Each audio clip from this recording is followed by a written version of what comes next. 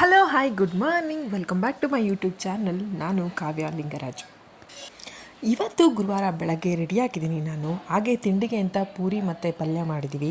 So ಇವಾಗ ಆಫೀಸ್ಗೆ ಹೋಗೋಕ್ಕೆ ಫುಲ್ ಕಂಪ್ಲೀಟಾಗಿ ರೆಡಿಯಾಗಿ ಪೂರಿನ ಬಾಕ್ಸಲ್ಲಿ ಹಾಕ್ಕೊಂಡು ಬಾಕ್ಸ್ ಕೂಡ ರೆಡಿ ಮಾಡಿಕೊಂಡು ತೊಗೊಳ್ತಾ ಇದ್ದೀವಿ ಇವಾಗ.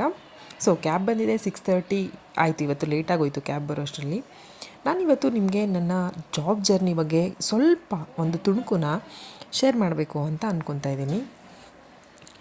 ನನ್ನ ಮೊದಲ ಜಾಬು 2017 ಅಕ್ಟೋಬರಲ್ಲಿ ಸ್ಟಾರ್ಟ್ ಆಗಿದ್ದು. ಸೊ ಇನ್ಫೋಸಿಸಲ್ಲಿ ನನ್ನ ಫಸ್ಟ್ ಜಾಬ್ ಸ್ಟಾರ್ಟ್ ಆಗಿದ್ದು. ಹಾಗೆ ಸ್ಯಾಲ್ರಿ ನನಗೆ ಬರ್ತಿದ್ದಿದ್ದೆ 9,000 ಬರ್ತಾಯಿತ್ತು. ಸೊ ನಾನು ಅಷ್ಟು ಸ್ಯಾಲ್ರಿಯಲ್ಲಿ ಹೆಂಗೆ ಮ್ಯಾನೇಜ್ ಮಾಡ್ತಿದ್ದೆ ಅಂದರೆ, ಆವಾಗ ಸ್ವಲ್ಪ ಪಿ ಜಿ ಕಾಸ್ಟು ಕೂಡ ಕಡಿಮೆ ಇತ್ತು. ಅದರಲ್ಲಿ ಅರ್ಧ ಇತ್ತು, 4,500 ಇತ್ತು. ಸೊ ಪಿ ಜಿ ಎಕ್ಸ್ಪೆನ್ಸಸ್ನ ಬಿಟ್ಟು ಇನ್ನು ಮಿಕ್ಕಿದ ಮನಿನ ಸೇವ್ ಮಾಡಿ ಇಟ್ಕೋತಿದ್ದೆ. ನನ್ನ ಮೊದಲು ಜಾಬ್ಗೆ ಸೇರಿದಾಗ ತುಂಬ ಕನಸುಗಳಿರುತ್ತೆ. ಎಂಜಾಯ್ಮೆಂಟ್ ಮಾಡಬೇಕು, ಅಲ್ಲಿಗೆ ಹೋಗಬೇಕು, ಇಲ್ಲಿಗೆ ಹೋಗಬೇಕು, ಶಾಪಿಂಗ್ ಹೋಗಬೇಕು, ಮಾಲ್ಗೆ ಹೋಗಬೇಕು ಅಂತೆಲ್ಲ. ನನಗೆ ಏನೇ ಅನಿಸಿದ್ರು, ಎಷ್ಟೆಲ್ಲ ಆಸೆಗಳಿದ್ರೂ ಕೂಡ ನಾನು ಮಾತ್ರ ಜಾಸ್ತಿ ₹1 ಕೂಡ ವೇಸ್ಟ್ ಮಾಡ್ತಾ ಇರಲಿಲ್ಲ.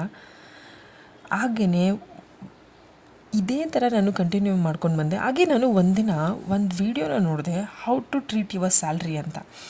ಆ ವಿಡಿಯೋನ ನೋಡಿದಾದ್ಮೇಲಂತೂ ನಾನು ನನ್ನ ಸ್ಯಾಲ್ರಿನ ತುಂಬ ಬೆಟರಾಗಿ ಪ್ಲ್ಯಾನ್ ಮಾಡ್ಕೊತಿದ್ದೆ. ಮತ್ತು ನನಗೆ ಬರ್ತಿದ್ದ 9,000 ನಾನು ಎಲ್ಲ ಎಕ್ಸ್ಪೆನ್ಸಸ್ನ ಕಳೆದು ಕೂಡ ಮನೆಗೂ ಕೂಡ ನನ್ನ ಕೈಲಿ ಎಷ್ಟಾಗುತ್ತೋ ಅಷ್ಟು ಅಮೌಂಟ್ನ ಸೆಂಡ್ ಮಾಡ್ತಾಯಿದ್ದೆ.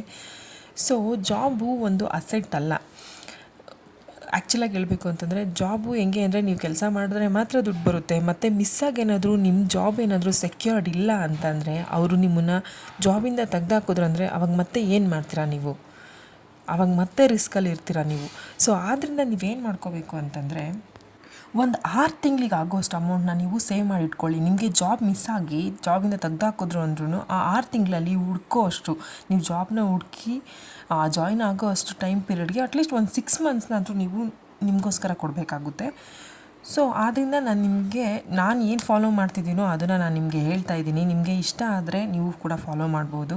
ಹಾಗೆ ಇವತ್ತು ಹೋಳಿ ಹಿಂದಿನ ದಿನ ಆಗಿರೋದ್ರಿಂದ ಇಲ್ಲಿ ಪಲ್ಸರ್ ಬೈಕ್ ಅವ್ರ ಕಡೆಯಿಂದ ಒಂದು ಜಸ್ಟ್ ವಿಡಿಯೋ ಬಂದಿತ್ತು.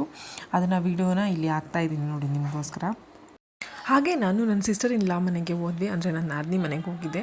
ಅಲ್ಲಿ ಇವತ್ತು ಗುರುವಾರ ಆಗಿದ್ದರಿಂದ ಅವರು ರಾಘವೇಂದ್ರ ಸ್ವಾಮಿಯವರ ಪೂಜೆ ಮಾಡ್ತಾಯಿದ್ರು. ಸೊ ಹಾಗೆ ಇದು ಒಂದು ಕ್ಲಿಪ್ಪು ಪೂಜೆ ಮಾಡ್ತಿರೋದು. ಹಾಗೆ ನನಗೆ ರಂಗೋಲಿ ಬಿಡಿ ಅಂತ ಹೇಳಿದ್ರು. ಸೊ ಹಾಗೆ ನಾನು ಇದನ್ನು ರಂಗೋಲಿನ ಬಿಟ್ಟೆ ಆಚೆ. ಸೊ ನೋಡಿ, ಇದು 8ರಿಂದ 8 ರಂಗೋಲಿ.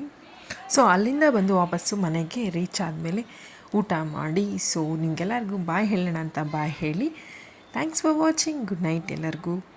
ಹಾಗೆ ಯಾರೆಲ್ಲ ನನ್ನ ಚಾನಲ್ಗೆ ಸಬ್ಸ್ಕ್ರೈಬ್ ಮಾಡಿದ್ರೆ ನಿಜವಾಗ್ಲೂ ತುಂಬ ಖುಷಿ ಆಯಿತು. 500 ಪೀಪಲ್ ಸಬ್ಸ್ಕ್ರೈಬರ್ಸ್ನ ನೋಡಿ. Thank you so much.